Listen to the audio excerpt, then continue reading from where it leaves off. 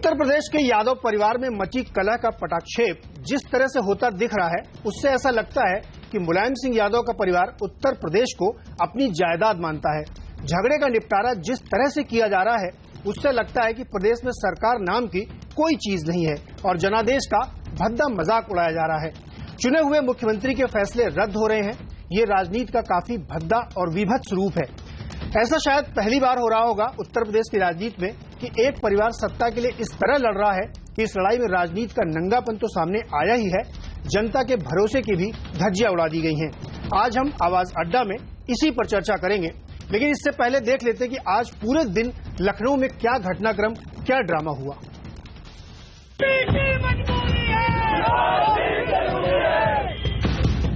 लखनऊ में सियासी सरगर्मियों से भरा ऐसा शुक्रवार बड़े दिनों बाद देखा गया।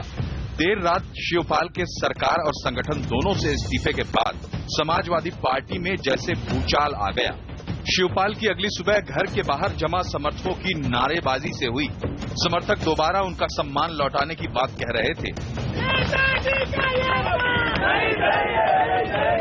शिवपाल ने कार्यकर्ताओं को मिलजुल कर समाजवादी पार्टी को मजबूत बनाने की बात की। साथ ही उन्हें पार्टी कार्यालय जाकर नेताजी से मुलाकात की सलाह भी दी। इशारा साफ था, वो मुलायम सिंह यादव पर दबाव बनाना चाहते थे। नेताजी का संदेश हमारे लिए आदेश है और आज सब लोग पार्टी कार्यालय जाएं। पार्टी कार्यालय वहीं नेताजी आएंगे। नेताजी से हमें आने देना। उधर मुख्यमंत्री अखिलेश यादव सारी रात पिता मुलायम के घर गुजारने के बाद सुबह अपने सरकारी आवास के लिए निकले। उनके निकलने के बाद खुद शिवपाल अपने बेटे आदित्य के साथ मुलायम से मिलने पहुंचे। दोनों के बीच कुछ देर तक बातचीत हुई। सारी कवायद के बाद खुद मुलायम सिंह यादव पार्टी दफ्तर पहुंचे। वहां उन्होंने एक बार फिर पार्टी कार्यकर्ताओं को भरोसा दिया कि सब संभल जाएगा। कोई कहीं किसी प्रकार का मतभेद नहीं,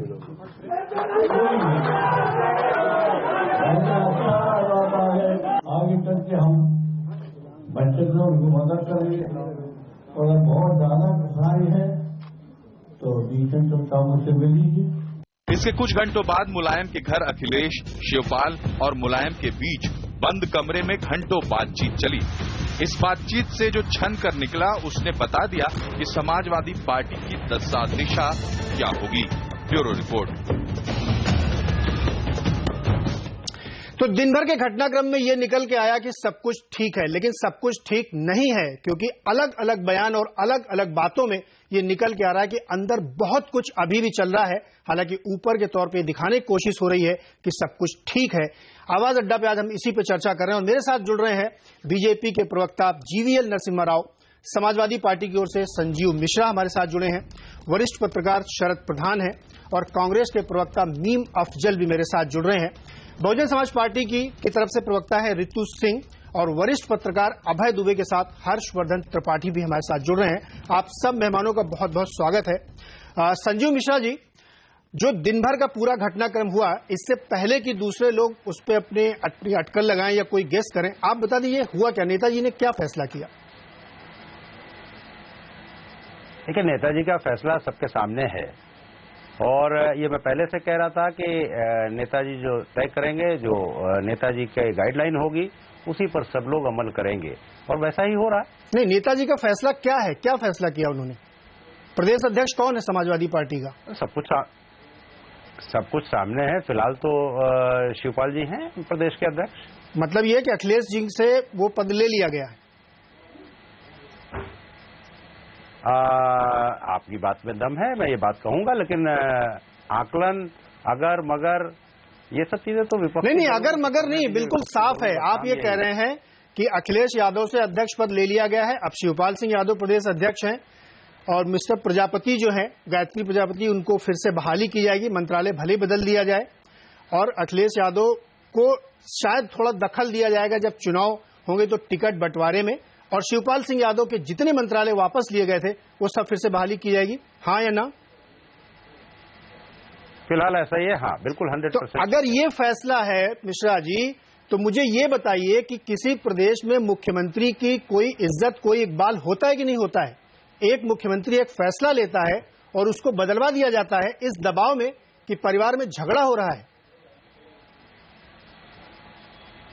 देखिए नीरज जी, आप वरिष्ठ पत्रकार हैं, मैं आपका सम्मान करता हूं आपकी बात का, लेकिन आपकी बात से पूरी तरीके से इत्तेफाक नहीं रखता हूं, क्योंकि समाजवादी पार्टी बड़ी पार्टी है और 2017 तो चुनाव हमें जीतना ही है, 2019 की भी हम तैयारी कर रहे हैं और ये सारी जो घटनाक्रम आप देख रहे हैं ये 2019 की तैयारी के लिए हैं। उत्तर प्रदेश में तो समाजवादी पार्टी के फिर मुख्यमंत्री अखिलेश यादव जी बनेंगे, लेकिन 2019 में भारतीय जनता पार्टी का जो असली विकल्प होगा, क्योंकि भारतीय जनता पार्टी से पूरा देश त्रस्त है, तो भाजपा का विकल्प मिश्रा जी, भाजपा में मत जाइए, मुझे बताइए, आप एक ऐसे मुख्यमंत्री का चेहरा लेके मैदान में जाएंगे जिसका कोई रसूख नहीं है, जिसकी चलती नहीं है, जो मंत्री को निकालता है उसकी बहाली फिर से करा दी जाती है, ऐसे मुख्यमंत्री का चेहरा लेके आप जाएंगे, या आप प्लान कर रहे हैं कि अखिलेश यादव जी का कोई दूसरा चेहरा होगा? नहीं, सवाल ही नहीं पैदा होता। उत्तर प्रदेश में समाजवादी पार्टी का एक ही चेहरा होगा और जो अखिलेश यादव जी होंगे। तो एक कमजोर मुख्यमंत्री आप स्वीकार कर रहे हैं, मैं नहीं कर रहा हूं, आप स्वीकार कर रहे हैं कि उन्हीं के साथ जाएंगे। शरद प्रधान जी आपके बगल में बैठे हुए मुस्कुरा रहे हैं। शरद जी, जो परिस्थिति बनी है इस समय, उसमें क्या मेरा ये ऑब्जर्वेशन गलत होगा कि एक मुख्यमंत्री जो युवा मुख्यमंत्री के तौर पे पेश किए गए थे, एक क्लीन इमेज थी, उनको कमजोर कर दिया गया? बिल्कुल मजबूर मुख्यमंत्री की स्थिति हो गई उनकी। कल तक जो अखिलेश यादव दिख रहे थे कि उनकी एक इमेज की बूस्टिंग हो गई है और अखिलेश यादव में वाकई में रीढ़ की हड्डी है और वो कमांड में है, वो आज स्थिति बिल्कुल रिवर्स हो गई। ये इससे ज्यादा ये फैमिली ड्रामा जो है एंटी क्लाइमेक्स में नहीं पहुंच सकता था, और ये इसके पीछे क्या मजबूरी है नहीं समझ, लेकिन उड़ती हुई बातें बहुत सी आ रही हैं। जैसे मुलायम सिंह यादव जब पहली बार जब वापस जनता में वर्कर्स के सामने आए और जनता के मीडिया के सामने आए, उन्होंने पहली चीज ये कही, प्रजापति की वापसी। ऐसा लग रहा था कि उनको उनके लिए शिवपाल यादव और उनके चहेते अमर सिंह से ज्यादा इस वक्त गायत्री प्रजापति हो गए। इसका क्या कारण हो सकता है? प्रजापति वो शख्स है जिनके खिलाफ घोर भ्रष्टाचार के आरोप है, माइनिंग माफिया के वो सरगना कहे जाते हैं और खुद माइनिंग मिनिस्टर हैं, अब हो गए, फिर से होने वाले हैं। तो उनके खिलाफ हाई कोर्ट ने ऑर्डर करी सीबीआई इंक्वायरी, जिसके खिलाफ स्टेट गवर्नमेंट गई हाई कोर्ट अपील करने की, साहब ये जांच मत करिए सीबीआई द्वारा। प्रधान जी, हाई कोर्ट ने रिजेक्ट कर दी। प्रधान जी, रिजेक्ट करने के बाद मैं पूरी बात बता दूं। नहीं, मैं बीच में एक एडिशन दे दूं आपको। करने के बाद गवर्नमेंट आई उनकी, आपको एक एडिशन दे दूं कि अमर सिंह भी उनके दुलारे हैं। शिवपाल सिंह यादव ने बयान दिया है कि अमर सिंह तोड़ नहीं रहे थे, वो तो अच्छी बातें करते हैं, वो जोड़ रहे थे। वो बिल्कुल, और ये इससे जाहिर होता है कि ये जंग अभी खत्म नहीं हुई है, अब फिर से जो शीत युद्ध में बदल गई है। क्योंकि शिवपाल यादव ने जो आज यहाँ के एक टीवी के प्रोग्राम में जो बोला, जिस तरह की बातें करी, उससे लगता है उन्होंने ये भी कहा कि मुख्यमंत्री को अहम नहीं होना चाहिए और उस कुर्सी में बैठ के बहुत से लोगों को हो जाता है। यही बात अखिलेश यादव ने भी जो लास्ट में इंडिया टीवी में जो बोली है कि ठीक है, मैं सब कुछ देने को तैयार हूं, लेकिन मेरे को वो पावर मिलनी चाहिए टिकट बांटने की। फिर उन्होंने ये कहा कि कोई शख्स है जो मेरी कुर्सी लेना चाहता है। जी बिल्कुल, एक राय लेते हैं अभय जी की। अभय जी, जो तस्वीर इस समय साफ निकल के आ रही, मैंने इसीलिए पहले मिश्रा जी से शुरुआत करी कि औपचारिक तौर पे उनके मुंह से सुन लें, अगर मगर किंतु परंतु यथा कथा न रह जाए। साफ तौर पे उन्होंने ये कह दिया, स्वीकार कर लिया कि शिवपाल सिंह यादव का अपर हैंड है, उनको वो सारे अधिकार न दिए गए सिर्फ, बल्कि अखिलेश यादव लूजर हैं, उनके हाथ से अध्यक्ष पद भी चला गया। इस पूरी परिस्थिति को चुनाव से ठीक 6 महीने पहले आप किस तरह देखते हैं? समाजवादी पार्टी को इससे कितना फायदा या नुकसान होगा? दुबे जी। देखिए, समाजवादी पार्टी तो खुद ही गड्ढा खोद रही है और उस गड्ढे में गिर रही है, और इसमें उसके किसी दुश्मन का हाथ नहीं है, किसी विपक्षी दल के नेता का, किसी विपक्षी दल की साजिश इसके पीछे नहीं है। ये समाजवादी पार्टी खुद अपना अहित कर रही है, और चुनाव के 3-4 महीने पहले उन लोगों के बीच में इस तरह का कलह होना जो खुद पार्टी में एकता के जिम्मेदार हैं, जिन्हें पार्टी में एकता रखनी चाहिए, उनमें आपस में ये जो कलह हो रहा है, ये इस बात का सबूत है कि समाजवादी पार्टी अगला चुनाव जीतना नहीं चाहती। समाजवादी पार्टी को जितना नुकसान इस कलह की वजह से हुआ है, उसकी कोई सीमा नहीं है। उसका जो समर्थन आधार है, आप मुसलमान समर्थन आधार के ऊपर गौर कीजिए जरा। वो लोग जब कलह को देख रहे होंगे तो उनके ऊपर क्या असर पड़ रहा होगा। उन्हें 15 जनवरी से लेकर और 30 31 जनवरी के बीच में ये तय करना है उत्तर प्रदेश के मुसलमानों को कि वे किस पार्टी को वोट देंगे, वो बहुजन समाज पार्टी को वोट देंगे कि समाजवादी पार्टी को वोट देंगे या किसी कोई और रणनीति अख्तियार करेंगे, तब उनके सामने होगा यही कल है उनका आईना होगी। इस आईने में वो समाजवादी पार्टी का आकलन करेंगे कि क्या ये पार्टी जो मुसलमान मतदाता मंडल है उसकी राजनीतिक महत्वाकांक्षाओं पर, राजनीतिक आकांक्षाओं पर, राजनीतिक डिजाइन पर खरी उतर सकती है। बिल्कुल। अगर मिश्रा जी के पास कुछ ऐसा तय किया, दुबे जी, मिश्रा जी के पास मुसलमानों ने कुछ ऐसा तय किया कि उन्हें समाजवादी पार्टी को इस कलह की वजह से वोट नहीं देना है, तो आप सोचिए क्या होगा समाजवादी पार्टी का हाल। तो समाजवादी पार्टी जितना नुकसान अपना कर चुकी है उसकी कोई सीमा नहीं है, और जिस चीज को ये बता रहे हैं कि हमारे बीच में समझौता हो गया है, कोई समझौता नहीं हो सकता है। एक दूसरे के खिलाफ इतनी बातें कही जा चुकी हैं, एक दूसरे की इतनी टांग खींची जा चुकी है कि अब इनके बीच में कोई समझौता नहीं हो सकता है। जब टिकट बटेंगे तो सब एक दूसरे के उम्मीदवारों को हराने में लग जाएंगे। समाजवादी पार्टी एक अंदरूनी भीतरघात। बिल्कुल दुबे जी बहुत अच्छा पॉइंट आपने उठाया कि जब चुनाव होगा तो क्या होगा, लेकिन उससे पहले मैं मिश्रा जी के पास एक बार फिर जाऊंगा। मिश्रा जी, मुझे ये बताइए कि क्या मुलायम सिंह जी को अखिलेश यादव के फैसले पर या अखिलेश यादव के व्यक्तित्व पर भरोसा नहीं था कि वो सही कदम उठा रहे हैं? जिन प्रजापति को उन्होंने निकाला था उनके खिलाफ मामले हैं, जांच चल रही है, और उनको निकाल के उन्होंने सही किया था, तो क्या वो इस बात पे यकीन नहीं कर रहे थे कि अखिलेश का फैसला सही है और उसको लेकर आगे बढ़ना चाहिए? देखिए, आरोप लगाना और जांच चलने की बात अलग होती है। अभी उनको पुख्ता तौर पर कहीं किसी तरीके से दोषी नहीं ठहराया जा सकता। मैं समझता हूँ इस वजह से इस तरीके की स्थितियां आई होंगी, लेकिन ये माननीय नेताजी का चूंकि डिसीजन है, इसमें बहुत ज्यादा मेरा बोलना ठीक नहीं है। नहीं, चलिए मैं आपकी मजबूरी समझता हूँ, क्योंकि आज आपके पास थोड़ा सा तर्कों का अभाव भी होगा। हर्षवर्धन के पास पहुंचू, इससे पहले कि मैं विपक्षी दलों के पास पहुंचूं, हर्षवर्धन आपके पास आऊंगा। जो परिस्थिति बन गई है, परिवारवाद की कलह खुल के सामने आ गई, एक बाहरी व्यक्ति का नाम लिया गया, फिर बाहरी व्यक्ति पता नहीं कहां पटाक्षेप में चला गया, शिवपाल ने कह दिया कि वो बहुत बढ़िया था। अगर इस पूरी परिस्थिति को मैं इस नजरिए से देखूं कि सत्ता के लिए प्रदेश के हित को, जनता के हित को भुला दिया गया और सिर्फ लड़ाई इस बात की होती रही कि कौन ताकतवर है और कौन नंबर 2 है। निश्चित तौर पर ये तो एक बड़ी बात है, लेकिन एक तो ये कि मुझे लगता है कि इस बात की तारीफ होनी चाहिए कि एक ऐसा परिवार जो सब कुछ राजनीति में इतना साफ साफ बोल रहा है। बड़े सलीके की राजनीति होती है, लोग झगड़ा करते हैं और बाहर की प्रेस कॉन्फ्रेंस में मीडिया के लोग, पत्रकार खोजी रिपोर्ट करते हैं, तब बताते हैं कि ये झगड़ा है, इनके बीच में है और इस तरह से है। लेकिन लगे हाथ हमारे लिए ये बड़ा दुर्भाग्य है लोकतांत्रिक तौर पर कि एक परिवार के झगड़े ने एक पूरे राज्य को बंधक बना लिया है। और मुझे लगता है कि जो अखिलेश यादव ने जिस बाहरी की बात कही है, दरअसल वो लोग थोड़ा सा पकड़ने में थोड़ी सी चूक कर रहे हैं और वो बड़ी भूल कर रहे हैं। शिवपाल यादव, मैं बार बार कह रहा हूं कि शिवपाल यादव मुलायम सिंह यादव के साथ हर उस वक्त में खड़े रहे जब उनके अपने परिवार ने उनका साथ छोड़ दिया। जब उन्होंने साधना गुप्ता से शादी की, जब उन्होंने ये पूरा परिवार अलग खड़ा हो गया था, उस वक्त शिवपाल यादव उनके साथ खड़े थे। और अभी जिस गायत्री प्रजापति की वापसी की बात हो रही है, उसमें किसी अमर सिंह या शिवपाल यादव का बहुत बड़ा रोल नहीं है। बड़ा रोल साधना गुप्ता और प्रतीक यादव का है, जिनके जरिए कहा जाता है, और लखनऊ के गलियारों में ये बहुत आम बात है, कोई छिपी हुई बात नहीं है, कि इस वजह से ही मुलायम सिंह यादव को ये फैसला लेना पड़ा। और शिवपाल यादव को अमर सिंह चूंकि एक ऐसी बिसात लगते हैं कि जब कल अखिलेश यादव और ताकतवर होंगे, यानी कल को जब मुलायम सिंह यादव कमजोर होंगे और अखिलेश ताकतवर हो जाएंगे नए नेता के तौर पर, तो एक उन्हें ऐसा नेता चाहिए जो बड़ी पार्टियों में, दूसरी पार्टियों में शिवपाल यादव को एक बड़े नेता के तौर पर स्थापित करे। तो दरअसल ये लड़ाई मुलायम सिंह की विरासत को नीचे लाने की, एक पीढ़ी और 2 पीढ़ी नीचे की लड़ाई है। और इसीलिए हर जगह शिवपाल यादव के साथ आपको आदित्य यादव नजर आएंगे, जो जसवंत नगर से विधानसभा चुनाव लड़ने जा रहे हैं। तो मुझे लगता है इस पूरे नजरिए को थोड़ा सा इस तरह से देखना ठीक होगा कि एक बेटे और मां की लड़ाई है, जिसको बार बार कहा जा रहा है कि चाचा और भतीजे की लड़ाई है।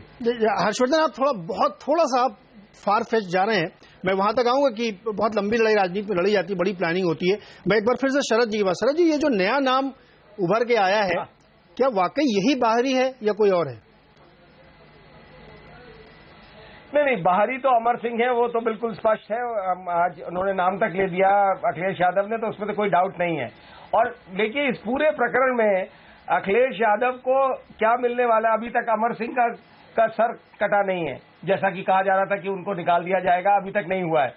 उनको सिर्फ ये हासिल हुआ कि दीपक सिंघल, जो कि अमर सिंह का आदमी था और बहुत भ्रष्ट उनकी इमेज है, और शिवपाल के भी आदमी, दोनों जनों ने लॉबिंग करी थी उनके मुख्य सचिव बनाने के लिए, उसको हटा पाए अभी। और अगर अमर सिंह को बाहर कर पाए तो शायद वो एक इनकी जो है एक इनके मन की जो ख्वाहिश थी वो शायद पूरी हो, वरना इनका सर नीचे गिरा है। जो कल तक दिख रहा था कि अखिलेश यादव कमांड में है, वो आज स्थिति खत्म हो चुकी है। और ये इसके पीछे अखिलेश यादव इतनी जल्दी राजी हो गए। एक मैं पॉइंट आपको बताना चाहता हूं नीरज, कि ये भी कहा जा रहा है कि गायत्री प्रसाद प्रजापति, क्योंकि इनके खिलाफ इस तरीके के सीरियस ऑफेंस वो है, और जो ये सीबीआई में कुछ और खुलासे कर सकते हैं, इस डर से ये जल्दबाजी करी गई कि इनको वापस ले लिया जाए, सबसे पहले इनको वापस ले लिया जाए। ये भी एक बात उभर के आ रही है। चलिए, ये बहुत परत दर परत चीजें खुलती रहेंगी, और जिस तरीके के सिनेरियो बन रहा है उसमें विपक्षी दलों को निश्चित तौर पे आज बीजेपी और बीएसपी और कांग्रेस तीनों ही बहुत प्रसन्न होंगे जिस तरीके से इस केस का पटाक्षेप हुआ है। जीवीएल नरसिम्हा राव जी, ये जो पूरी घटनाक्रम हुआ है इसमें आज निश्चित तौर पे स्वयं प्रवक्ता साहब भी जो सपा के हैं बहुत एग्रेसिव बात नहीं रख पा रहे हैं अपनी, क्या ये चुनाव में रिफ्लेक्ट होगा? नीरज जी, जब एक पार्टी परिवार तक सीमित हो जाती है, इसको समाजवादी परिवार कहना या मुलायम परिवार के नाम पे जानना पूरे जनता जानती है, वही इन्होंने आज जनता के समक्ष साबित करके दिखाया। ये परिवार का झगड़ा है, कोई पार्टी के अंदर इनफाइटिंग की बात नहीं है। ये पार्टी में किसी प्रकार की अलग अलग नेताओं के बीच कोई मतभेद नहीं है। ये परिवार के अंदर इस प्रकार की जो इनफाइटिंग है, ये इस बात को लेकर है, जहां तक मेरा आंकलन है, कि जो भ्रष्टाचार में जो पैसा कमाए गए, जो माइनिंग शाखा में प्रतिदिन 5,000 करोड़ की कमाई हो रही थी भ्रष्टाचार के जरिए। इसमें किसका कितना शेयर होना चाहिए, हमें लगता है ये जो लड़ाई है इसको लेकर है। मतलब पूरा पैसा एक के पास न जाए, पार्टी के एक नेता के पास न जाए, इसकी सही तरह से बंटवारा हो, इस प्रकार की ये लड़ाई है। क्योंकि इनको साफ पता है, अखिलेश को पता है, बाकी सबको पता है कि सत्ता से हम बाहर होने में ज्यादा समय नहीं है। ओके, चलिए मीम अफजल जी बात आते हैं। मीम अफजल जी, ये जो ठीक है परिस्थिति जो बन रही है, इसमें आपके लिए तो एक बड़ा मौका लगता है मुझे जमीन तलाशने का अपना, चूंकि थोड़ा सा एक सेटबैक है। हालांकि बहुत तेजी से रिवाइव करने के लिए भी जानी जाती है समाजवादी पार्टी, बहुत उसको इस समय एकदम डिस्कार्ड नहीं कर देना चाहिए, लेकिन इस परिस्थिति का आप लोग फायदा उठा पाएंगे क्या? देखिए, इसमें फायदे और नुकसान उठाने के लिए कांग्रेस नहीं है। कांग्रेस अपनी राजनीति कर रही है और जो सामने घटनाक्रम है उसको गौर से देख रही है। अभी मैं इससे ज्यादा कि अपना आपका ज्यादा वक्त लूं, अभी अभय दुबे साहब ने जो कुछ बातें कही हैं वो बड़ी गौर तलब है। मेरा भी तकरीबन वैसा ही विचार है कि जो घर में पावर के लिए लड़ाई हुई है और जो सड़क पर आ गई घर से निकल कर दरवाजा पार करके, वो सड़क से वापस घर में जाना उसका नामुमकिन है। अब अगर किसी को ये गलतफहमी है कि मसला सुलझ जाएगा, मुझे नहीं लगता, मेरा विवेक ये कहता है कि ये बिल्कुल नहीं सुलझेगा, झगड़ा अभी और बढ़ेगा। समाजवादी पार्टी को पिछले 2 दिन के अंदर जबरदस्त नुकसान हुआ है और ये नुकसान और बढ़ेगा। जहां तक मुलायम सिंह जी का ताल्लुक है, उन्होंने जाहिर है बड़े लीडर हैं और उनकी बात सब मानते हैं, लेकिन अभी तो ऐसा लग रहा है कि उन्होंने बात की और उसके बाद जो उनके भाई ने जिस तरह का बयान दिया है, उससे लगता है कि शायद वो एक तरफ ये भी कह रहे हैं कि हम उनकी बात मानेंगे नेताजी की, और दूसरी तरफ वो इस्तीफा भी देते हैं। और उसके अलावा कुछ आज उन्होंने एक टीवी चैनल के एक प्रोग्राम के अंदर बहुत सारी बातें भी की हैं, जिससे साफ जाहिर होता है कि उनके दिल में बड़ी जबरदस्त रंजिश है, उनका दिल दुखा हुआ है और वो इस बात से बहुत नाराज हैं। जाहिर है कि जो लोग पार्टी के अंदर जमाने से काम कर रहे हैं, आज अगर उनको ये लगे कि किसी बेटे की वजह से या अपने भतीजे की वजह से उनको बेइज्जत करके निकालने की कोशिश की गई है कैबिनेट से, मैं समझता हूँ ये चीज़ें बहुत आसानी से भरने वाली नहीं है।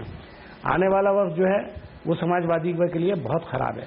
जहाँ तक आपने कहा पॉलिटिकल फायदा बीजेपी उठाएगी, कांग्रेस उठाएगी, समाजवादी बीएसपी उठाएगी, उनको बहुत खुश होंगे।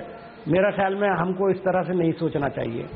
सियासत के अंदर अगर कुछ होता है तो आवाम फैसला करते हैं, और आवाम को यकीनन दुख हुआ है। आज समाजवादी पार्टी एक मजबूत बड़ी पार्टी है, और उसके साथ जो 2 दिन के अंदर हुआ है वो मेरा ख्याल है पिछले 20 साल में नहीं हुआ होगा।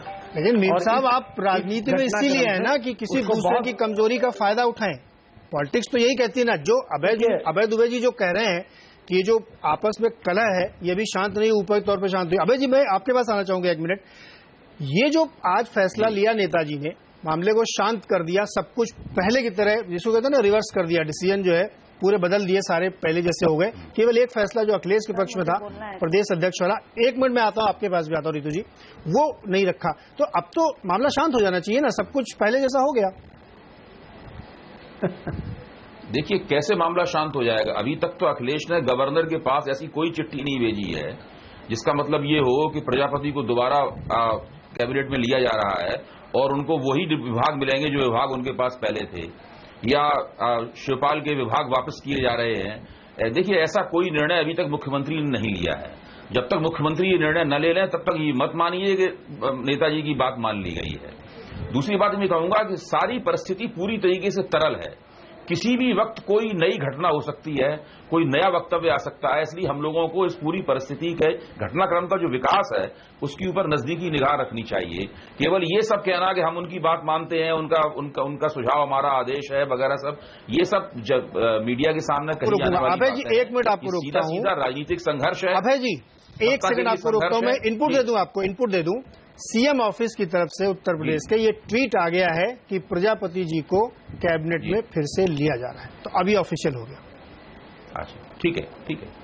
इसका मतलब ये है कि मुलायम सिंह जी ने जो सार्वजनिक घोषणा की थी उस घोषणा पे अमल करना अखिलेश के लिए मजबूरी हो गई थी, क्योंकि उन्होंने सार्वजनिक रूप से ये कह दिया था। लेकिन इस सब के बावजूद मैं ये मानता हूं कि ये दोबारा जैसी समाजवादी पार्टी झगड़े से पहले थी वैसी नहीं हो सकती, और इस झगड़े की जड़ मुलायम सिंह जी के उस निर्णय में निहित है जब उन्होंने शिवपाल सिंह यादव को 10-11 महीने पहले समाजवादी पार्टी का चुनाव इंचार्ज बनाया था। तब से ही लगातार ये मसला बिगड़ रहा है। उसके बाद में जब मुख्तार अंसारी की पार्टी को समाजवादी पार्टी में विलय का सवाल आया, उसमें बहुत आपत्ति हुई अखिलेश की तरफ से, लेकिन आखिरकार इन लोगों ने वो विलय करा लिया। देखिए ये लगातार झगड़ा जारी है और आगे भी जारी रहेगा। अभी टिकटों का जो बंटवारा होगा उसमें झगड़ा फिर नए सिरे से किसी नए रूप में निकल के हमारे सामने आएगा, और हम लोग बच नहीं सकते इस झगड़े, ये लोग इस झगड़े से बच नहीं सकते। देखिए ये असंभव है कि शिवपाल के लोगों को टिकट न मिले, ये असंभव है कि रामगोपाल जी के लोगों को टिकट न मिले, ये असंभव है कि मुलायम सिंह जी के बहुत सारे चहेतों को टिकट न मिले, ये भी नामुमकिन है कि बहुत सारे टिकट अखिलेश के कहने पर न मिले। उसके बाद क्या होगा? सीधी सीधी पार्टी 3-4 गुटों में बिल्कुल दुबे जी आपने बहुत सही कहा। संसाधनों का जो बंटवारा होगा उसके अंदर भी विवाद होगा कि ये कौमी एकता का दल फाइनली अखिलेश नहीं करवाए, और ये उसमें उनकी सफलता थी, और ये भीतरघात लड़ाई झगड़े होंगे क्योंकि जो हुआ नहीं है अभी तक विलय एग्जैक्टली मैं भी वही कह रहा हूं कि वो कौमी एकता का दल अखिलेश ने नहीं करवाया, नहीं होने दिया, और चूंकि ये कहा है कि अखिलेश का शेयर रहेगा उस चुनाव के टिकट बांटने में, और चूंकि प्रदेश अध्यक्ष शिवपाल जी हैं तो ये झगड़ा होगा। लेकिन चलिए रितु जी के पास चलते हैं। रितु जी बताइए, क्या इस तस्वीर में, चूंकि बसपा में भी इससे पहले ऐसा ही कुछ हुआ, हालांकि वो पारिवारिक झगड़ा नहीं था, आपके 2-3 बड़े लीडर्स निकल के गए, वो वहां पे भी हुआ टूट फूट, इस परिस्थिति को आप कैसे एनालाइज करती हैं? सर देखो, पहले तो आज हमारे मुद्दे पे नहीं बैठे हैं, जिस मुद्दे पे बैठे हैं हमें उस पे बात करनी है। नहीं बिल्कुल, मैं अखिलेश वाले मुद्दे पे ही बात करूंगा। पारिवारिक कैलेश जो दिखाई दे रहा है ये आज से नहीं है। जिस समय से अखिलेश जी मुख्यमंत्री बने, जो जगह मतलब मुलायम सिंह के बाद शिवपाल जी चाहते थे कि मुलायम सिंह चाहते नहीं थे, उन्होंने अखिलेश को वो जगह दी, और शिवपाल जी चाहते थे कि वो जगह मुख्यमंत्री का चेहरा मतलब मैं हूंगा, लेकिन वो जगह मिली अखिलेश को। तो ये तो जिस दिन से ये राजनीति शुरू हुई उस दिन से इन दोनों के बीच में, अखिलेश जी और शिवपाल जी के बीच में दरार हो चुकी थी। जो इनके बीच में आज कलेश हो रहा है, पारिवारिक कलेश बढ़ता जा रहा है, और आज ये कुछ जो परिवार का कलेश जो इस तरह रोज लाइमलाइट में थे, कभी आजम खान जी कुछ कहते हैं, कभी बड़े नेताजी कुछ कहते हैं, ये चीजें जो आज इन्होंने इन्होंने जो इतना कुछ इनका लॉ एंड ऑर्डर या सब कुछ फेल हो गया है, उसको डाइवर्ट करने के लिए ये इस तरह के मुद्दे दिखाई दे रहे हैं, मोड़ने के लिए कि किस तरह की ये राजनीति दिखा रहे हैं कि जो आज आपने देखा बुलंदशहर वाला मुद्दा था या और बहुत सारे बीच बीच में आते रहे, उसको डाइवर्ट करने के लिए ये पारिवारिक लड़ाई दिखाई दी। पारिवारिक लड़ाई तो थी, लेकिन जिस तरह से आज ये रोज किस तरह, और फिर शिवपाल यादव जी कहते हैं कि हम वो मुलायम सिंह की बात मानेंगे, नेताजी की बात मानेंगे। अगर वो नेताजी की बात मानेंगे तो फिर उन्होंने इस्तीफा क्यों दिया? आप बताइए ना, ये तो ड्रामा हो रहा है रोज का रोज कि भाई अब इलेक्शन होने वाले हैं, सब लोग कहेंगे कि आपका काम कैसा चल रहा है और कुछ जमीन पे तो दिखाई नहीं दे रहा है। इस तरह जो आजकल रोज के रोज कुछ ना कुछ खबरें आती रहती है, उसको किसी ना किसी तरह मोड़ दिया जाए। उसको मोड़ने के लिए मतलब ये सब ड्रामे हो रहे हैं, मुझे तो ऐसा लगता है जिस तरह के ड्रामे कर रहे हैं, और रोज नया इनका ड्रामा शुरू हो जाता है। बिल्कुल, शरद जी के पास आता हूँ। शरद जी, और अभी आपने जी शरद प्रधान जी, एक सिनेरियो पेंट करता हूं मैं आपके सामने कि अगर मुलायम सिंह जी ये तय करते कि हम अखिलेश के साथ रहेंगे, अगर शिवपाल जी वर्तमान परिस्थिति जो बनी थी उसमें सहमत है तो ठीक है, तो क्या वाकई उनको लगता था कि जिस चेहरे के साथ वो खड़े हुए, मैं इस क्वेश्चन को इसलिए कह रहा हूं क्योंकि एक मौका था कि यहां पे वो करते मुलायम सिंह के पक्ष से, दूसरा अखिलेश के भी पक्ष से कि अखिलेश इस पे अडिग होते, और मैं एक कदम और आगे जाके ये प्रॉम्प्ट करने की कोशिश कर रहा हूं कि क्या अखिलेश के लिए ये एक नैतिक मौका नहीं बनता कि वो इस्तीफा दे, कि मेरी बात नहीं सुनी गई, एक मुख्यमंत्री के फैसले को बदलवाया गया, दबाव बना के बदलवाया गया, तो मैं इस पद पे क्यों रहूं? नहीं, यहाँ पे तो मुख्यमंत्री और मंत्री और अध्यक्ष सब खत्म हो गए। यहाँ तो पिता और चाचा और भतीजे वाला मामला आ गया और बेटे का मामला आ गया। ये पूरी कहानी बदल गई। कल तक जो लग रहा था कि एक राजनीतिक युद्ध है, वो टर्न हो गया, बिल्कुल सीमित हो गया पारिवारिक युद्ध में। तो उसमें फिर इसका स्कोप ही नहीं रहा कि एक मुख्यमंत्री क्या करता। एक मुख्यमंत्री ये कभी नहीं करता जो इनको करना पड़ा। और मेरी जानकारी ये है कि कल रात को जो शिवपाल ने जो इस्तीफा दिया, वो मुलायम सिंह के कहने पे दिया, और उनके इस्तीफे के बाद उन्होंने अपने बेटे को, बेटा तो उनके साथ ही रहते हैं, वो तो वहीं उसी घर में रहते हैं, मुख्यमंत्री आवास में नहीं रहते हैं, तो उनको बोला कि देखा तुम्हारी वजह से देखो क्या हो रहा है, मैंने पहले ही कहा था कि इस्तीफा दे देगा, वो पार्टी तोड़वा रहे हो, पार्टी नूरा कुश्ती चल रही, खत्म करो ये सब। आप करें नूरा कुश्ती थी। सर क्या कहते हैं, मुलायम सिंह जी ने, इनके बड़े नेता ने अपने ही बेटे के चेहरे पे इतना दाग दे दिया कि वो नेक्स्ट टाइम अगर क्या कहते हैं मुख्यमंत्री का चेहरा कैसे साबित हो सकते हैं? उनके चेहरे पे इतने दाग है, और ये दाग उनके फादर के दिए में उनकी रेपुटेशन इतनी खराब कर दी है उन्होंने अखिलेश जी की कि उन्हें कोई भी नहीं पसंद करता। सब कहते हैं कि यहाँ तो मुख्यमंत्री तो डिसीजन ले नहीं पाते, अगर वो कुछ ले पाते हैं तो उसके बाद वो डिसीजन उनका वो हो जाता है, उनके फादर डिसीजन लेते हैं। वही छवि बदलती दिख रही थी कल तक। यहाँ जितने भी मुख्यमंत्री उनके सारे डिसीजन, लेकिन वो ध्वस्त हो गई। जीवीएल जी कुछ कहना चाह रहे हैं, जी बताइए जीवीएल जी। नीरज जी, ये कोई रेपुटेशन रहा ही नहीं। पहले ही रेपुटेशन इस सरकार का ये था, अखिलेश का ये था कि ये गुंडा राज चलाने का उत्तर प्रदेश में, मुख्यमंत्री के तौर पर, मुख्यमंत्री के साथ साथ वो गृह विभाग उन्हीं के अधीन था, अखिलेश यादव के अधीन था। तो मतलब पूरी तरह गुंडाराज, भ्रष्टाचार 4.5 साल करने के बाद जब उनको सबने मिल के पूरा जो भी सरकार में जो भ्रष्टाचार कर सकते थे, जिस प्रकार सत्ता को परिवार में बांट सकते थे, वो कर लिया 4.5। वो कार्यकाल अभी समाप्त हो रहा है, तो इसके बाद कुछ हासिल नहीं होने वाला है। तो इसलिए जैसा कुछ एनालिस्ट ने कहा है, 5 साल के बाद जब सत्ता से हम बाहर हो जाएंगे, हमारी वर्चस्व क्या रहेगी, और इन 4.5 साल में जो कमाई हुआ है ये कैसा हम लोग आपस में बांटेंगे, इसको लेकर चिंता है। चुनाव जीतने के लिए कोई चिंता ही नहीं है। इन्होंने जितना पैसा था सब कुछ बटोर लिया है, और इसलिए ये अब लाइमलाइट में कुछ ऐसा नहीं है, ये फैमिली कलेश। एक मिनट में संजीव जी के पास जाना चाहूंगा, डाइवर्ट हो जाए। संजीव जी, ये बहुत मतलब बड़ा दिलचस्प मेरे लिए आज नजारा है कि विपक्षी दल भी कहीं न कहीं अखिलेश जी के लिए सिंपैथी रख रहे हैं कि बेचारे बलि का बकरा बन गए। आप मुझे ये बताइए कि बड़े बहुमत से चुनाव जीत के आई थी समाजवादी पार्टी, और उसका चेहरा अखिलेश यादव थे, जिन्होंने प्रदेश भर में साइकिल यात्राएं निकाली। इत्तेफाक से मैं भी उत्तर प्रदेश से बिलोंग करता हूं, बहुत होप जगाई थी, और ऐसा लग रहा था कि समाजवादी पार्टी का एक मेकओवर हो जाएगा, उसकी जो पुरानी वो दबंगई और गुंडई वाली इमेज है उससे बदल के अखिलेश जी एक साफ छवि रखेंगे। वो सब तो खत्म हो ही गई। अखिलेश जी की अपनी लोकल सनडाई, उनका अपना स्टैंड बहुत डाइल्यूट हो गया है। क्या आपको नहीं लगता कि अखिलेश जी कोई यहां से बड़ा कदम अब लेंगे? देखिए नीरज जी, पहले तो मैं भारतीय जनता पार्टी के प्रतिनिधि का जवाब देना चाहूंगा। इन्होंने पहले मेरे सवाल का जवाब दीजिए ना। बड़े चैनल पर कहा ये नहीं, एक मिनट मैं आता हूं, अभी आपके प्रश्न पे भी आता हूं। इन्होंने कहा कि भारतीय जनता पार्टी के प्रतिनिधि ने कि 4-4.5 गुंडा राज रहा, 4-4.5 साल भ्रष्टाचार रहा। भारतीय जनता पार्टी के 2-2.5 साल से 71 और 2 73 सांसद हैं। उत्तर प्रदेश की जनता के साथ आपने कितने धरने प्रदर्शन कर दिए, कहां आप सरकार के खिलाफ खड़े हो गए। दरअसल में आपके पास होमवर्क नहीं है। आपके पास 2017 में किन बातों को लेकर के चुनाव में जाओगे, इसके मुद्दे नहीं है।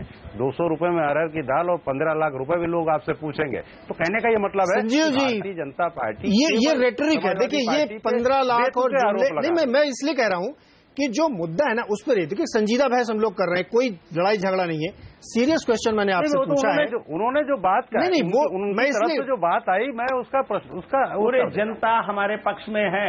देखिए ये इस बात मैं जीवे जी आपको मेरा सवाल सीधा है, आपको पता चलेगा 200 रुपए की अरहर की दाल, जिन मुद्दों पर आप आए थे, 100 दिन में काला धन ला रहे थे, नहीं तो फांसी पे लटका देना, उन सब चीजों को देखिए। आप कहां समाजवादी पार्टी के चक्कर में, 1 नंबर की पार्टी है और बहुत लंबे अंतर से जीतने वाली 1 नंबर की पार्टी है में आप किस 3 नंबर पे थे, वो 4थे नंबर पे पहुंचो। संजीव जी अच्छा 1 मिनट मुझे 10 सेकंड चाहिए। नहीं हुआ, 1 मिनट 10 सेकंड मुझे चाहिए, मैं अपडेट कर दूं आप लोगों को। व्यापक घोटाला नहीं हुआ। संजीव जी 1 मिनट मैं आपको भी अपडेट कर दूं, आप पार्टी के प्रवक्ता हैं, लेकिन मैं आपको अपडेट कर दूं कि अभी एक और ट्वीट आया है मुख्यमंत्री कार्यालय से कि शिवपाल जी के सभी पोर्टफोलियो रीइंस्टेट किए जाएंगे, यानी उनको फिर से बहाल किया जाएगा। तो अब धीरे धीरे वो सारी चीजें जो अभी दुबे जी आशंका जता रहे थे वो सब औपचारिक हो रही, सबको अमली जामा दिया जा रहा है। संजीव जी मैं एक्सपेक्ट करूंगा कि अब आप मेरे सवाल का सीधा जवाब देंगे कि मुख्यमंत्री अखिलेश यादव कोई बड़ा फैसला नैतिकता के आधार पर अपनी शाख के लिए, अपनी इज्जत के लिए, अपने रसूख के लिए, अपने चेहरे के लिए लेंगे या नहीं लेंगे? देखिए ये तो मुख्यमंत्री जी इसका जवाब दे सकते हैं। बहुत साफ सी बात है, उत्तर प्रदेश में 4-4.5 साल में बड़े विकास के काम मुख्यमंत्री जी ने किए हैं। अखिलेश यादव जी को पूरा उत्तर प्रदेश का नौजवान अपना नेता मानता है।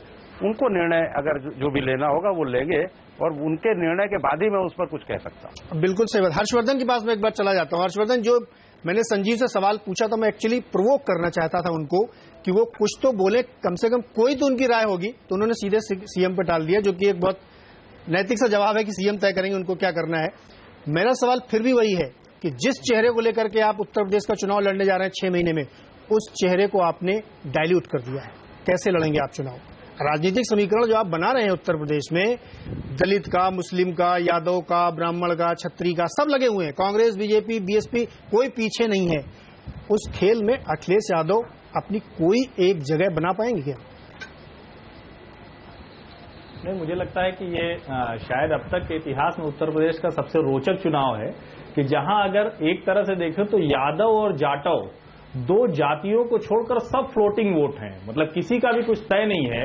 और जो बार बार ये बात हो रही है कि क्या समीकरण जिस तरह से बदल रहा है उसमें मुसलमान कहां जाएगा, तो उसका सीधा सा जवाब है कि मायावती ने जिस तरह के स्ट्रांग सिग्नल दिए हैं और जो 134 प्रत्याशी, 134 403 में बहुत ज्यादा होते हैं, जो मुसलमान प्रत्याशी उन्होंने उतारे हैं, तो उसका सीधा फायदा मायावती की पार्टी यानी बहुजन समाज पार्टी को मिलेगा, इसमें संदेह नहीं दिखता। लेकिन एक जो बहस जो बार बार जा रही है उसमें मैं थोड़ा सा कहूंगा कि थोड़ा सा स्पेस यहां अखिलेश यादव के साथ मेरी दूसरी तरह की सहानुभूति होती है। अखिलेश यादव, क्या आप लोग ये उम्मीद कर रहे हैं कि इस स्थिति में है कि समाजवादी पार्टी के जिस तरह का उसका स्ट्रक्चर है उसमें कोई विद्रोह कर सके? जितना वो विद्रोह कर सकते थे उतना किया, लेकिन मुलायम सिंह यादव के रहते हुए ये स्थिति नहीं है कि वो कोई अलग पार्टी या कुछ ऐसा करे कि शिवपाल को बाहर निकाल दे, वो कोई भी अधिकार उनके पास नहीं है। हाँ, इतना जरूर है कि 2017 की लड़ाई अगर वो हार रहे हैं तो निश्चित तौर पर आगे की लड़ाई में शिवपाल हार रहे हैं और परिवार की लड़ाई में कम से कम अखिलेश यादव जीतते दिख रहे हैं, चाहे वो रामगोपाल यादव हो या फिर परिवार के दूसरे लोग हों। मुझे लगता है कि समाजवादी पार्टी की दिशा अब दरअसल 2017 के बाद तय होगी। और एक और जरूरी बात जो बार बार कहा जा रहा है कि 11 महीने पहले, दरअसल मार्च 2012 में, जब आपको याद होगा कि शिवपाल और आजम खान को मुलायम ने किसी तरह से मनाया था कि अखिलेश को मुख्यमंत्री बनाया जाए, तब से ये लड़ाई चल रही है और उस लड़ाई का पटाक्षेप कुछ इस तरह से होता हुआ दिख रहा था जिसको फिर से मुलायम ने रोक लिया है, यानी अंत नहीं हुआ है। अभी ये लड़ाई इस तरह से चलती रहेगी। फिलहाल अखिलेश को अपनी छवि का नुकसान हो रहा है, सरकार का नुकसान हो रहा है, लेकिन लंबी लड़ाई में ये फायदे की बात होगी। चलिए, तो यहां पे अब तक ये निकल के आया जो साफ तौर पे है कि मुख्यमंत्री साहब कमजोर हो गए हैं और परिवार एक बार फिर से जीत गया है और बिल्कुल, मैं थोड़ा कड़े शब्दों में इस्तेमाल करूं, फ्यूडल सोसाइटी की तरह डिसीजन लिए गए कि एक संवैधानिक लोकतांत्रिक चुने हुए पद के व्यक्ति के फैसले को परिवार के मोह के तहत बदलवाया गया और इससे बहुत बुरा प्रभाव कम से कम जनता के तौर पे मेरे लिए भी गया, क्योंकि मैं भी उत्तर प्रदेश को बिलोंग करता हूं। लेकिन एक छोटा सा ब्रेक लेते हैं। ब्रेक के बाद जब लौटेंगे तो हम ये चर्चा करेंगे कि जो ये गृह युद्ध था समाजवादी पार्टी यदुवंश का, उससे किसको बड़ा फायदा होगा? बीजेपी को होगा, बीएसपी को होगा, कांग्रेस को होगा या किसी और को होगा?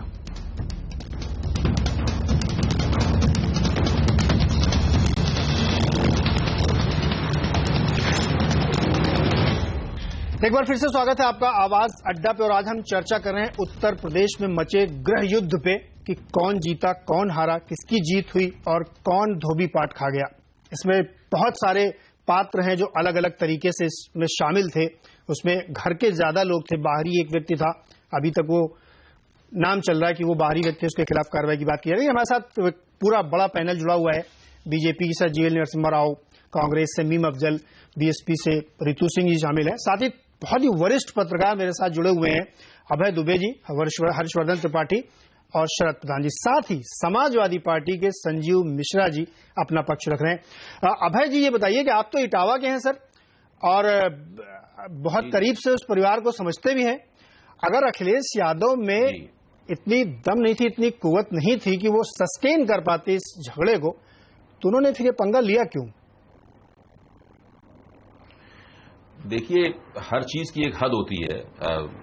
अगर नेताजी ने उनको जन्म दिया, नेताजी ने उनको पाला पोसा और बढ़ाया, नेताजी ने ही उनको मुख्यमंत्री बनाया, लेकिन ये ध्यान रखना चाहिए आखिरकार मनुष्य है, हाड़ मांस का है, कठपुतली नहीं है। नेताजी आदेश करते हैं कि भाई इनको निकाल दो, इनको निकाल दो, थोड़ी देर बाद आदेश करते हैं नहीं इनको दोबारा रख लो। तो इस तरह के आदेशों को इतनी जल्दी जल्दी मानना थोड़ा मुश्किल होता है। जहां तक सवाल यह है कि इस झगड़े से किसको लाभ होगा और किसको लाभ नहीं होगा, तो मेरा मानना यह है कि झगड़ा जरूर समाजवादी पार्टी में हो रहा है, उसको तो भयानक नुकसान हो ही रहा है, लेकिन इसमें बहुजन समाज पार्टी को काफी खुश होना चाहिए और भारतीय जनता पार्टी को काफी चिंतित होना चाहिए इस झगड़े से, क्योंकि भारतीय जनता पार्टी की पूरी रणनीति इस बात पर आधारित थी कि किस तरह मुसलमान वोट सपा और बसपा के बीच में बंट जाए या कांग्रेस पर भी थोड़े से चले जाएं, पूरी तरीके से बिखर जाएं। लेकिन ये झगड़ा मुसलमान वोटों को संदेश दे रहा है कि वो एक तरफ केंद्रित हो जाए। अगर ऐसा हुआ तो ये भारतीय जनता पार्टी की पूरी चुनाव जीतने की रणनीति बिखर जाएगी। लेकिन दुबे जी, ऋतु जी आपके पास आ रहा हूं मैं, इससे क्या फर्क पड़ता है? देखिए, वो उनके परिवार में आपस में बैटन की लड़ाई थी कि किसके हाथ में वो सत्ता की तलवार रहे, तो वो तो सुलझ गया। अब मुसलमान के लिए तो कोई नीति में परिवर्तन हुआ नहीं, शिवपाल की और अखिलेश नीति सेम है। नहीं, वो नहीं सुलझा है। नहीं, ये बिल्कुल गलत फहमी है। ये मानना बिल्कुल गलत है कि ये झगड़ा सुलझ गया है। ये झगड़ा जिस स्तर पर तक पहुंच चुका है उसमें ये झगड़ा सुलझ ही नहीं सकता। अब ये झगड़ा कम से कम समाजवादी पार्टी को एक चुनाव बुरी तरह हरवाएगा, उसके बाद ये लोग बैठ के तय करेंगे कि झगड़ा अपना किस तरीके से सुलझाएं। ये झगड़ा किसी कीमत पर नहीं सुलझ सकता। अब तो जो इस झगड़े की जो सजा है वो समाजवादी पार्टी को झेलनी पड़ेगी, पार्टी की तौर पर झेलनी पड़ेगी। तो रितु सिंह जी, बिल्कुल सही पैनलिस्ट मेरे कह रहे हैं कि आपके लिए तो बड़ा फायदा है इसमें, कैसे उठाएंगे फायदा? क्योंकि तस्वीर आपकी भी बहुत अच्छी नहीं इस लिहाज से है, क्योंकि आपके यहाँ भी पार्टी में बहुत सारे नेताओं का आना जाना लगा था। सर, ये आप आप ये अपने आप ही कैसे कह देते हैं कि ये तस्वीर अच्छी है? मैं नहीं कह रहा हूँ, आपकी पार्टी के बड़े दिग्गज नेता छोड़ के गए, इसलिए मैं कह रहा हूँ। नहीं, छोड़ के जाने से, अरे जब कोई लालच करेगा तो कैसे रख लेंगे? 10 बार हम इस चैनल पे इस बात को बता चुके हैं और आप अपने आप ही आंकड़े लगाते रहते हैं, तो गलत बात है ना कि हमारी छवि क्या बहन जी का काम नहीं देखा? क्या चीज आज जो रेल की अखिलेश जी बातें करते हैं, किसका प्रोजेक्ट था? आप बताइए ना। हमारा था ना, एक्सप्रे हाईवे में किसका था? सारा हमारा था ना। लाखों लोगों को नौकरी दी बहन जी ने। क्या ये सारे आपको नाम आप निकालिए लिस्ट और आप बताइए कि बहन जी ने क्या क्या काम कराया है और इन्होंने सपा सरकार में क्या काम कराया। आए 4.5 साल से इन लोगों में सिर्फ लड़ाई चल रही है और नुकसान किसका है? सिर्फ जनता का। तो आप बताइए सरवाइव कौन कर रहा है? जनता। आपसी लड़ाई में इन लोगों ने तो लूट खसोट करके पैसा कमा लिया, सब कुछ कर लिया। आज गायत्री प्रजापति, संजीव जी आपने कुछ नहीं किया 4.5 साल में। समाजवादी पार्टी ने किया क्या 4.5 साल पहले? इनकी 4.5 साल पहले जब नीरज जी हमने सरकार बनाई थी, 900 करोड़ स्थितियां ये थी कि 3 सीएमओ के मर्डर हुए थे इसी और आज इसको बोल रहे हैं कोई जेल के अंदर हो रहा था, कोई जेल के बाहर हो रहा था। बात सुनिए, हालात ये थे कि मनोज कुमार और ये आवाज काट देते ना, ये बिल्कुल गलत बात है। मैं कभी चैनल पे नहीं आऊंगी। अपहरण करके उसकी हत्या की गई थी और ये जान लीजिए कि विधायकों पर बलात्कार के आरोप लगते थे। दूसरे तीसरे दिन का अगर अखबार आप उठा लोगे, आप उनकी बात सुन रहे हैं, हमारी बात नहीं सुन रहे हैं। नहीं, आपकी बात सुनी जा रही है। पूरा प्रदेश त्रस्त था। नहीं सुन रहे, आप बिल्कुल मेरी बात नहीं सुन रहे। आपने जो बात रखी है उसका जवाब दे रहे हैं। आप समाजवादी पार्टी की बात सुना रहे हैं, मेरी बात नहीं कर रहे कि इन लोगों ने क्या किया। चुनाव को ये ध्यान रखिएगा कि अभी से आकलन और पैमाना तय करने की जरूरत नहीं है। ये बिल्कुल सही बात है। दुबे जी बहुत बड़े पत्रकार हैं। हम अब बताइए ना, इन्होंने कितना बड़ा, ये भ्रष्टाचार नहीं है तो क्या है? खनन वाला गायत्री प्रजापति का क्या है? भ्रष्टाचारी तो नहीं ठीक है। मुझे लगता है कि आने वाले समय में समाजवादी पार्टी फिर से बहुत अच्छी तरीके से, माइनॉरिटीज भी साथ होगा और पूरा जितने भी वर्ग हैं सब समाजवादी पार्टी के साथ होंगे। जीवीएल नरसिम्हा राव जी, देखिए आपके लिए गुंजाइश बंद कर देते, दबाते क्योंकि हम सही नहीं बोल सकते, हम इनकी पोल नहीं खोल सकते जी। आप क्या लोग खोल रहे हैं देख उनकी रहे पोल? अपनी आवाज बंद कर रखी है। आपने उनकी पोल खोल दी, उसी को तो उन्होंने जवाब दिया। जीवीएल जी अब आप ये बताइए आपके लिए क्या गुंजाइश बनती है? आपने मेरी बात तो नहीं सुनी ना, आपने मेरी बात सुनाई, आपने बंद कर दिया ना। नहीं, बंद नहीं किया, आपकी बात ही चल रही थी जिसमें आपने कहा कि इन लोगों ने 4.5 साल सिर्फ घोटाला किया। आपकी बात है और किसी की नहीं है। जीवीएल जी आप बताइए घोटाले किया, क्योंकि क्या गुंजाइश आपके लिए बनती है? आज दिन रेप केस हो रहे हैं, पूरा अरे घोटाले का कोई प्रूफ हो तो एफआईआर लिखाइए। इन लोगों ने बताइए ना मुझे। दिल्ली में बैठ के खाली घोटाले उत्तर प्रदेश के बताने की जरूरत नहीं। उत्तर प्रदेश की जनता प्रोजेक्ट देंगे, किस चीज का काम किया इन लोगों ने? और मैं क्या टीवी पे देख नहीं रही हूँ? चलिए बीजेपी जीवीएल जी करते हैं। हम बात करें, दिल्ली में बैठ के देख रही हैं आप? नहीं, जीवीएल नरसिम्हा राव की बात समझाएंगे। बीजेपी के ऊपर भी ये तमाम आरोप लग रहे हैं कि आप लोग कुछ काम नहीं कर रहे। अभी संजीव मिश्रा जी ने कहा कि आपके कितने 70-72 सांसद हैं और आप लोग कुछ काम नहीं कर रहे, कोई जनता के लिए काम नहीं कर रहे हैं, तो कैसे चुनाव जीतेंगे आप? नहीं, ये एक ख्वाब में रहना चाहिए उनको। जब नतीजे आएंगे, हीरो बनने निकले थे अखिलेश यादव, बट क्या हुआ? वो जीरो बनकर मोदी जी के 10 लाख के सूट बता रहे हैं, हीरो बनने निकला। मैंने बीच में नहीं टोका आपको, अब थोड़ा मर्यादा रखिए। हीरो बनने निकले अखिलेश यादव, जीरो बनकर निकल गए और एक कठपुतली के रूप में ही जनता ये कैसे आप तय कर रहे हैं? और जो बीएसपी एसपी बहन जी और भतीजे दोनों से जनता त्रस्त है। जनता विकल्प चाहती है। 5 साल ये 5 साल वो बर्बाद किया है इन्होंने उत्तर प्रदेश को। दोनों को सबक सिखाएंगे। और जो पत्रकार मित्र जो ख्वाब लगा के रखते हैं कि बीजेपी का कोई फायदा नहीं होगा, ऐसे ही ख्वाब में रहे, हमें कोई चिंता नहीं है। आज उत्तर प्रदेश की जनता एक विकल्प की ओर देख रही है। वो विकल्प केवल एक भाजपा दे रही है, तो इसलिए हमारे लिए एक लहर जैसी स्थिति है। पहले हमने, हमारे राष्ट्रीय अध्यक्ष ने ये कहा था, हमारी लड़ाई सपा से मुख्य रूप से है, और जिस तरह वो खुद अपने आप को बर्बाद कर रहे हैं, तो इसलिए लगता है हम बहुत आगे निकल जाएंगे। दूसरी स्थान के लिए दोनों के बीच में लड़ाई हो सकती है। अमेरिका में पहुंच जाएंगे। बहुमत लेकर सरकार, बीजेपी का भी पक्ष ये है, ये जो सबके अपने दावे हैं। इस तरह की बातें कर रहे हैं, आप बताएंगे अमेरिका में सरकार वापस लाने वाले थे। पिछले 3 दिन से घटनाक्रम से आपने क्या किया है यूपी में? आप बताइए, आप 19 साल से बाहर रहेंगे। मीम अफजल जी, आपने तमाम पत्रकारों की भी और अपने विरोधी दलों की बातें सुनी। आप एक बहुत संजीदा प्रश्न उठा रहे थे कि प्रदेश की जनता के लिए ये एक बड़ा झटका है, उसके साथ ये एक तरीके से वो कहें तो थोड़ा सा डिच फील कर रहे होंगे कि इस तरीके का केस हुआ और उनके मुख्यमंत्री के साथ। लेकिन एज ए पार्टी देखिए, आप ये इंकार नहीं कर सकते कि आप वहां पे कुछ चैरिटी करने गए, पॉलिटिक्स करने आप भी गए हैं और कोशिश भी चल रही है। आपने तो बाकायदा एक पीके को हायर कर रखा जो स्ट्रेटजीज बना रहे हैं। इस घटनाक्रम में आपकी स्ट्रेटजी कहां फिट होती है? ऑनेस्ट जवाब दीजिएगा। देखिए, हमारी स्ट्रेटजी पहले से फिट है। भारतीय जनता पार्टी के अभी प्रवक्ता जीवीएल साहब फरमा रहे थे कि कोई मंत्री 5,000 करोड़ रुपया रोजाना कमा रहा था खनन माफिया से। मुझे करप्शन पर कोई मुझे एतराज ये है कि भाई करप्शन तो है, लेकिन ये जिस तरह से बीजेपी के लोग कभी कभी चीजों को बढ़ा करके बताते हैं, 5,000 करोड़ रुपया रोज कमाने वाला, जरा अंदाजा तो लगाइए एक महीने में कितना पैसा हो जाता है। जीवीएल साहब थोड़ा कभी कभार आंकड़े भी देख लिया करिए क्या होता है। ये वैसी ही प्रोपेगेंडा है। जैसे आपने 72,000 करोड़ रुपया, सुनिए, अरे कई लाख करोड़ रुपया आपका बाहर पड़ा हुआ था ना, वो आप लाने वाले थे, वो आज तक नहीं आया पलट करके, वो आज तक पलट करके नहीं आया, 1 रुपया नहीं आया उसका। और आप 1 रुपए का जो बैंकों में अकाउंट खोल रहे हैं उसका 1 रुपए का आज आया है खुलासा, तो देखिएगा उसके अंदर 30% लगाने जितना होता है। तो देश को बेवकूफ बनाने में आप लोग बहुत माहिर हो, झूठा प्रोपेगेंडा सपा के साथ माहिर हो। मीम साहब, मैंने आपकी स्ट्रेटजी पूछी, आप तो दूसरे से झगड़ा करने लगे। बोलने वाले कौन है? ये देश की जनता को पता है इस बात से। और मैं वाजपेयी जी जी मैं चाहूंगा कि एक जवाब मैं संजीव मिश्रा जी को भी दे दूं। जी बिल्कुल दीजिए। उन्होंने कहा कि माइनॉरिटी यानी मुसलमानों का वोट उनको बिल्कुल वैसे ही मिलेगा। जी, मैं एक बात आपको गलतफहमी सबकी दूर कर देना चाहता हूं। मुसलमानों को अपने बाप की जागीर समझना छोड़ दीजिए।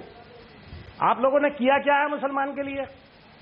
आपने क्या किया है? आप बताइए। पीके के जुमलेबाजी से, लेकिन आपने किया है बीजेपी के पास, आपने रिजर्वेशन में वादा किया था 18% चाय पर चर्चा कर रहे थे। कितना परसेंट दिया आपने रिजर्वेशन?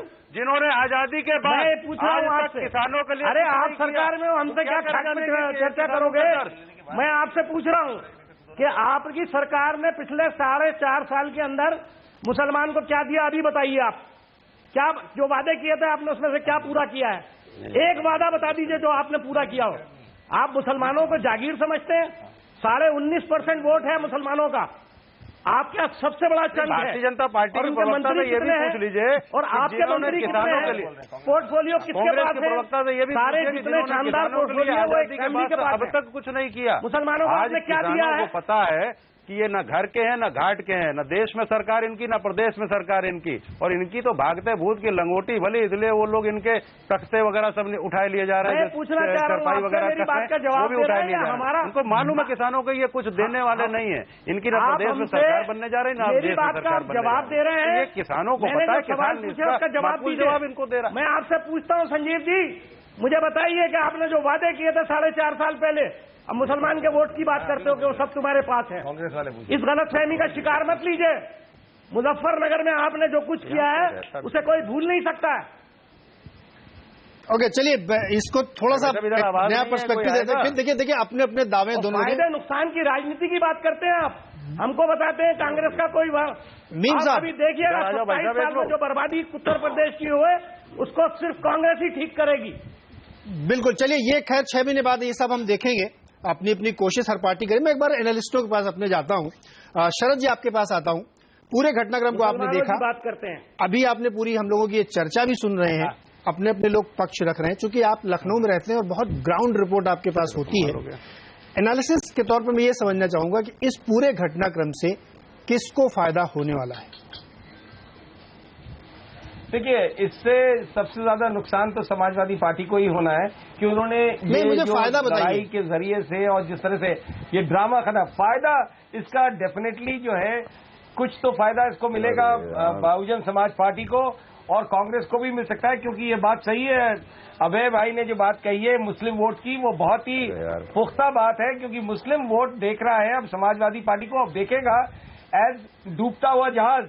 जब ऐसी सिचुएशन आ जाती है तो वो जाहिर है सबसे पहले वो बढ़ेगा बहुजन समाज पार्टी की तरफ, और कांग्रेस में जिस तरीके के अभी मूव्स करें उससे कांग्रेस को भी मुस्लिम वोट का बेनिफिट मिलेगा। और मुसलमान वोट अगर आधा भी चला गया समाजवादी पार्टी से तो समाजवादी पार्टी का कोई पुरसहाल नहीं रहेगा। और ये अपने पैर पे अपने आप कुल्हाड़ी मारने वाली बात इन्होंने करी है। इसका बेनिफिट इनको, बीजेपी को, बिल्कुल सही बात है कि बीजेपी को सोचना पड़ेगा, क्योंकि अभी तक नीरज, बीजेपी और समाजवादी पार्टी दोनों ये जाहिर करने की कोशिश कर रहे थे अपने अपने फायदे के लिए कि लड़ाई 2017 में सिर्फ बीजेपी और समाजवादी पार्टी में है। उससे क्या हो रहा था कि मुसलमानों में मैसेज जा रहा था, समाजवादी पार्टी सिर्फ बीजेपी का नाम लेती थी, ये जाहिर करके कि बसपा है ही नहीं मैदान में, उस पर लड़ाई की हैसियत नहीं रह गई। जर्नलिस्ट हैं, ये करके सुनिए मुसलमानों का वोट कंफर्म देख कर रहे थे। 4 साल में जो वादे मुसलमानों से किए थे वो कितने पूरे किए आपसे ज्यादा जानता है कोई लखनऊ में? वही तो मैं कह रहा हूँ, वही सुनिए, अरे वही तो मैं कह रहा हूँ कि आज की डेट ये बंधुआ मजदूर समझते हैं मुसलमान को, तो इनका मुसलमान का नाम लेना गुनाह हो गया है। उन्होंने फॉर ग्रांटेड ले लिया, उन्होंने मुसलमानों को ले लिया था, लेकिन आज की स्थिति में जब दिख रहा है फॉर ग्रांटेड नहीं, बिखराव, शरद जी ये बंधुआ मजदूर समझते हैं मुसलमानों को। ये चाहते। चलिए दो व्यू और लेता हूँ शरद जी। मैं बात तो सुनिए, मैं ये कह रहा हूँ कि उसी के ये जो बीजेपी और समाजवादी पार्टी में कोई एक अनरिटन अंडरस्टैंडिंग लगती थी कि वो बात करेंगे समाजवादी पार्टी की और समाजवादी पार्टी बात करेगी बीजेपी की। उससे क्या होगा कि उधर हिंदू कंसोलिडेशन होगा, क्योंकि बीजेपी को सिवाय पोलराइजेशन की पॉलिटिक्स करने के और कुछ नहीं दिखता है। घूम फिर के वो हिंदू मुसलमान करना चाहते हैं और समाजवादी बिल्कुल। शरद जी मैं 2 व्यू और ले लूं जल्दी से। हर्ष के पास चलते हैं। टूट जाएगा, ये सपना टूट जाएगा। हर्ष मुझे ये बताइए कि जो सामाजिक समीकरण अब थोड़ा सा उथल पुथल होंगे, चुनाव बहुत नजदीक है और बड़ी रैलियां एक दूसरे को लुभावने वाले होंगे, क्या सामाजिक समीकरण के तौर पे जब हम जातियों को सोचते उसको छोड़ देते थोड़ी देर के लिए, यूथ जो एक बड़ी उम्मीद से देख रहा था उसके पास कोई नया विकल्प होगा या वो मौजूदा विकल्प में अपनी उम्मीद तलाशेगा?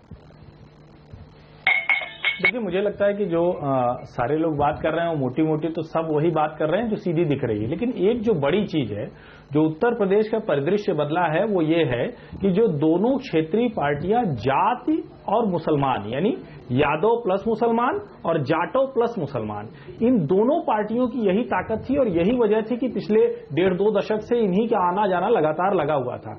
ये पहला चुनाव होगा जब राष्ट्रीय पार्टियां, चूंकि ऐसा कोई थोक वोट बैंक किसी के पास नहीं है, इसलिए राष्ट्रीय पार्टियां इस परिदृश्य में मजबूत होती दिख रही हैं। और बार बार ये जो बात आ रही है कि मुसलमान उधर जाएगा और कंसोलिडेशन किधर होगा, तो ये भी समझने की बात है कि जहां मुसलमान का कंसोलिडेशन बहुत ज्यादा होता है वहां ये मतलब मैं फैक्ट की बात कर रहा हूं कि वहां भारतीय जनता पार्टी की सीटें बहुत ज्यादा निकलती रही हैं। दूसरी एक जो बड़ी चीज है, जब जातियां इस तरह से बहुत थोक में नहीं होती हैं तो वो किस तरफ जाएंगी वो अंत में तय करती हैं। और एक जो बड़ा सवाल आपने पूछा जिस पर सारी बहस मुझे लगता है कि अंत में आकर पहुंची है, नौजवान अखिलेश यादव को एक बेहतर नेता के तौर पर देख रहा था जो छवि पूरी तरह से ध्वस्त हो गई है। अब मुझे लगता है कि नौजवान शायद राष्ट्रीय पार्टियों की तरफ ज्यादा देखेगा और भारतीय जनता पार्टी और कांग्रेस उसके लिए विकल्प इसी सवाल का जवाब कौन कितना मजबूती से पक्ष रखे। दुबे जी से लेते हैं। दुबे जी बड़ा वैलिड क्वेश्चन है कि जो नौजवान है जो अपनी एक उम्मीद लेके चल रहा था वो विकल्प तलाशेगा, क्या करेगा, वो कैसे अपने आप को संतोष करेगा, या आपको लगता है कि अखिलेश के पास एक मौका होगा अपनी स्थिति को रिपेयर करने की? संक्षिप्त में जवाब दीजिए। पिछले 30 साल के अगर चुनावी अध्ययनों पर नजर डालें, पिछले 30 साल के चुनावी अध्ययनों पर नजर डालें तो उससे साफ होता है कि युवक का कोई अलग से वोटर के तौर पे कोई शख्सियत नहीं होती है। युवक भी सामाजिक समुदायों का सदस्य होता है। कोई युवक यादव है, कोई जाटव है, कोई गैर जाटव है, कोई ब्राह्मण है, कोई ठाकुर है, और इसकी कोई ऐसी कोई शख्सियत नहीं होती है कोई युवक होने के नाते वोट दे। तो अभी तक भारत में किसी भी चुनावी अध्ययन ने नहीं दिखाया है कि युवकों ने युवक होने के नाते वोट दिया हो। इसलिए ये मानना कि पहले वो उनकी तरफ झुका हुआ था, इनकी तरफ झुका हुआ था, ये सब बेकार की बातें हैं। युवक अपना, उनका समाज जिधर झुका होता है युवक उधर ही वोट, ट्रेडिशनल जो वोट का तरीका होता है वही काम करेगा। तो चलिए इस पूरी चर्चा में ये निकल के आया है कि अपने अपने हित साध रहे हैं लोग, अपनी अपनी बातें, लेकिन जो मुझे लगता है कि इस पूरे घटनाक्रम से हमारे जो लोकतंत्र है उसको नुकसान हुआ है। हमारे लोगों को ये थोड़ा सा एक झटका लगा है कि एक चुना हुआ मुख्यमंत्री अपनी बात नहीं मनवा पा रहा, रख नहीं पा रहा है। इससे कहीं ना कहीं थोड़ा सा पार्टी को जो नुकसान हुआ ही है, लोगों के विश्वास को भी थोड़ी ठेस जरूर पहुंची है। इसी के साथ हम इस शो को यहां समाप्त करेंगे। आप सब मेहमानों का बहुत बहुत स्वागत, आप हमारे साथ जुड़े, अपने विचार शेयर किए। आप सबका भी बहुत बहुत धन्यवाद और देखते रहिए CNBC आवाज।